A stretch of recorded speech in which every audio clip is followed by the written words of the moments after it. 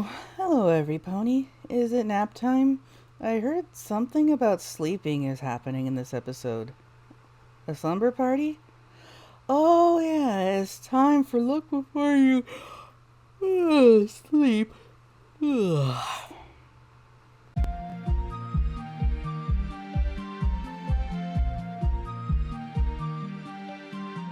A true friend helps a friend in need. A friend will be there to help them see.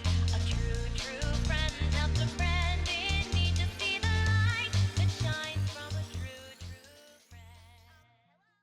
We open on ponies placing clouds and pulling sticks off of trees. Well, most of them. Rarity puts a branch back on a tree, then uses her magic to trim the leaves into cute little pony shapes. Turns out they're preparing for a heavy storm, and they're supposed to be pulling the branches down so that no pony gets hurt by them when they fall. I simply cannot imagine why the Pegasus ponies would schedule a dreadful downpour this evening and ruin what could have been a glorious sunny day. Think more practical, like, will ya? They accidentally skipped a scheduled sprinkle last week, so we need a doozy of a downpour to make up for it is all. The rain starts to fall, and Rarity starts to freak because she's getting soaked. She and Applejack get into an argument over the state of a hidey hole and are about to go their separate ways to avoid a full-on fight, but some lightning changes their minds as we fade into the theme. We come back to Applejack having hunkered down in said hidey hole in spite of the mud, while Rarity remains out in the rain, somehow staying dry in spite of the downpour. They both hear Twilight calling them into the library for safety, and Applejack asks a pretty pertinent question, which gets a pretty pertinent answer. Is inside a tree really the best place to be in a lightning storm? It is if you have a magical lightning rod protecting your home like I do. Come on in. Well, you ask a silly question, you get a silly answer. Both AJ and Rarity are grateful for the shelter, and Rarity insists AJ washes the mud off her hooves before coming inside. As AJ's fighting with the hose, Twilight invites the girls to stay overnight for her first slumber party ever, even showing off her own personal copy of Slumber 101. Rarity tries to refuse at first, but Twilight's just so adorably eager to have them over for the party that she just can't say no. AJ comes in from washing her hooves and finds Rarity and Twilight getting the night started. What in tarnation?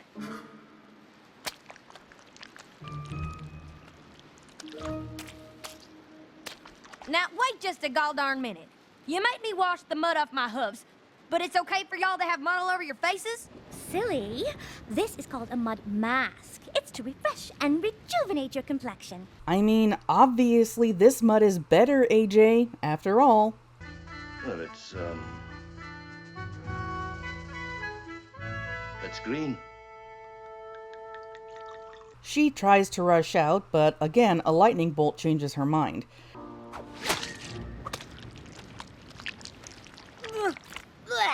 Rarity puts cucumbers on her eyes, and she has the reaction I feel most folk who enjoy cucumbers would have. Puffiness schmuffiness. That's good eating.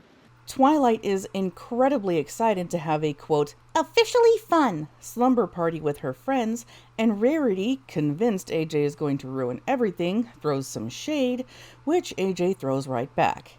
They agree they won't ruin the party, but immediately get into a whisper argument. Oh, gross! You know, there's messy and there's just plain rude. You know, there's fussy and there's just plain getting on my nerves. Fortunately, I can get along with any pony, no matter how difficult she may be. Oh, yeah? Well, I'm the get-alongingest pony ever gonna meet. That's not even a word. This is gonna be the bestest slumber party ever! Yay! Yay. After the commercial break, they finish up their makeovers by poofing away the hair curlers and just leaving their manes looking exactly the same as they always do. You know, I think Rarity's hair would look like that after being curled, but I kind of wanted to see what AJ's would look like after being curled. Now it's time for ghost stories. AJ and Rarity both volunteer to start things off, but just continue to throw more shade instead of, actually telling stories. I'd I'd like to tell y'all the terrifying tale of the prissy ghost who drove every pony crazy with their unnecessary neatness. It's the horrifying story of the messy, inconsiderate ghost who irritated every pony within 100 miles. Ooh. This story is called The Legend of the Headless Horse. It was a dark and stormy night, just like this one, and 3 ponies were having a slumber party, just like this one. And just when the last pony thought she was safe, there, standing right behind her, just inches away was the Headless Horse! You know, for never having done this before, Twilight's actually pretty good at this. Wait, where'd the lantern go? It literally disappears just as Twilight yells, "The Headless Horse!" No magic poof or nothing. I guess it got scared off by the story? AJ and Rarity cling to each other for a moment before they remember they're angry at each other. I wonder if this is where the Rarajack shipping started. Tell you, friendship is the one kind of ship that never sinks. Now it's time for s'mores! Rarity, of course, is obsessive about how they're put together, which quite honestly would be pretty much impossible to do unless one had a unicorn's telekinesis, but that's Rarity for you. AJ has the reaction most of us would have to that kind of perfectionism. Nah, you just ate them.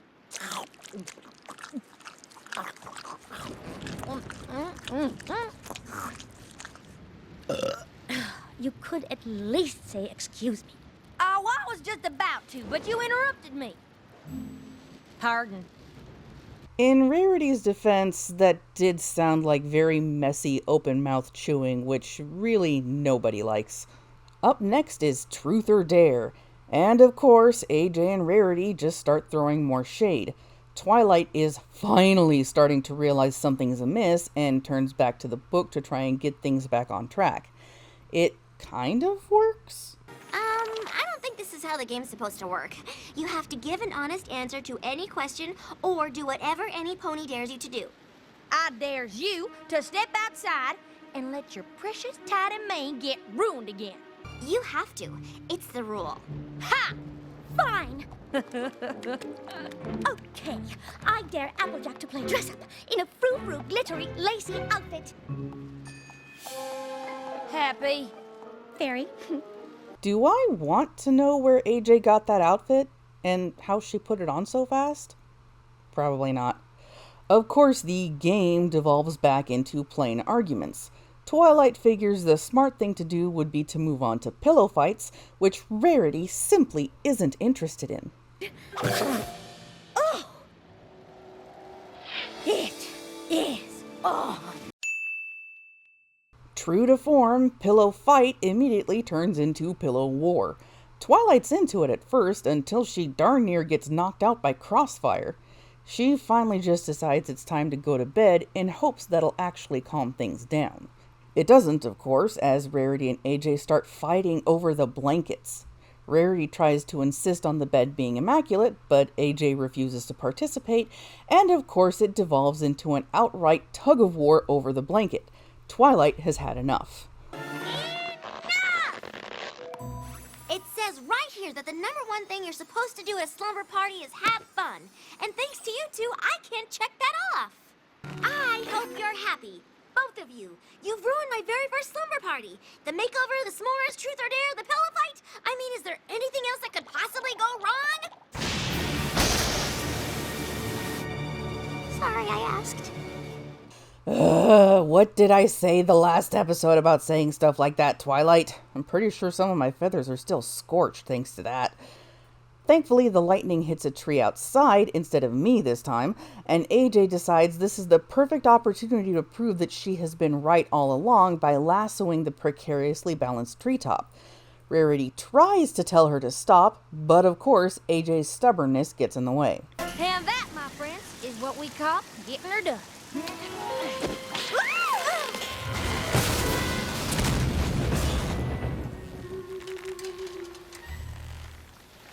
Of course, now the storm is blowing through the window, and there's a massive tree in the room that would rival the Rockefeller Square Christmas tree. Rarity starts trying to clean up while Twilight panics, trying to find the answer to the problem in her book. AJ starts trying to figure out what to do with the tree and finally admits that she was wrong about something. Look, I'm sorry, all right? What was that? I said I'm sorry. I should have listened to you when you noticed where this here branch would end up. Your annoying attention to detail would have saved us from this whole mess. But right now, you need to stop being so dang fussy, picking up all those little things, and help me move the one big thing in here that actually matters. Please. Rarity balks about getting icky, and finally AJ convinces her to help. Rarity puts her spell from the start of the episode to good use, somehow splashing mud all over her and AJ. AJ very gently drops the leftover log out the window and helps Rarity feel better about being covered in mud.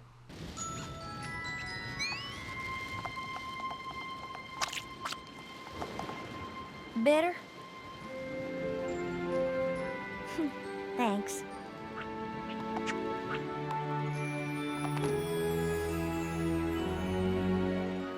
Oh, pretty. Where did these come from? They're not in the book either. Fade to the girls playing 20 questions, finally having fun.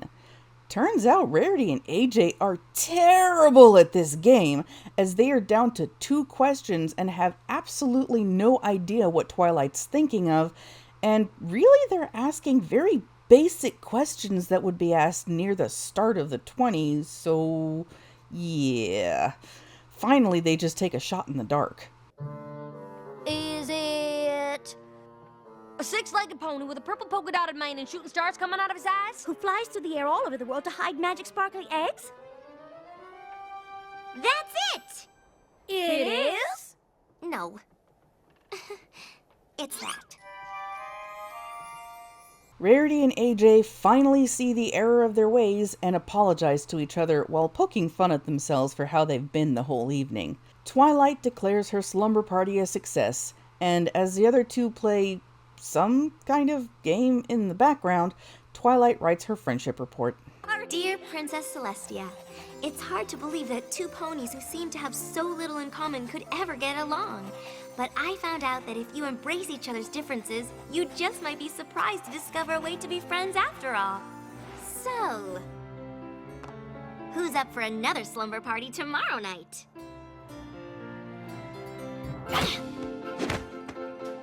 How about a week from Thursday? Oh, how about 2 weeks from Saturday? A month from now?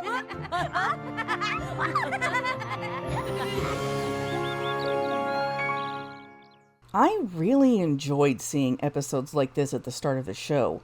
It shows that even though these characters were brought together by destiny, they aren't going to be immediate BFFs. And even better, these kind of personality clashes tended to continue through the entire show. It sends a really good message that while you may not always get along perfectly with your friends, friendship is still worth it if everyone can just put aside small problems and have fun together. I've had to end friendships in the past because one or the other of us just couldn't put something aside to get along, and it's always hard to admit that you're not really friends with someone anymore. But I at least always felt a lot better for doing that. Yes, I always feel better when that friend and I can work out our differences and get along, especially if it's for the sake of the rest of our other friends who just want to hang out with each other. But, not everything's going to happen the way you want. I think now I'm going to take my hat off to discuss how I'm going to move forward with my channel. I did mention this in my I'm Not Dead video, as well as the description of my last finalizing video, but I figure it's best to mention it again just in case. I think it's pretty obvious that I like to alternate between my theory videos and my reviews, but that is definitely going to have to change. Now that Gen 4 is over, I'm kind of starting to run out of topics to theorize about, so I definitely won't have enough to last alternating another 200 episodes. Aside from that, editing, finalizing for some reason is a lot more difficult for me, I think there's just a lot more that goes into those episodes as opposed to the reviews, which is largely just a bunch of videos strung together, whereas Faunalizing 9 times out of 10 is a massive number of images strung together. And as far as anything Gen 5 goes, well, my original plan was to let the show go on for a little bit and, try and actually develop any story, if they ever got to that. But, yeah, that's not going to happen, clearly. And as far as I can tell, Hasbro has absolutely no clue what they're going to do going forward. So I've decided that I'm not going to do any Gen 5 analysis videos. I do have one video that I have been working on for the last couple of years. If you've seen me at Everfree Northwest, or if you're local and have seen me at a couple of local pony parties, you probably know what I'm talking about. I do plan to finish that one. And as for other things, I definitely plan to do my Google Translate game videos much more often, as they're a lot of fun and a lot easier to put together than my usual videos. After all, my main goal with this channel is to just have fun, and Google Translate is always fun to mess with. And by now, I am more or less committed to starting a second channel explicitly for non-pony content. I don't have a name set in stone just yet, so if people want to make suggestions, go right ahead. I'll consider anything as long as it's not, explicit in any way. So, that's it. Until the next video, I'm Fauna Joy, and I hope I managed to make you smile today.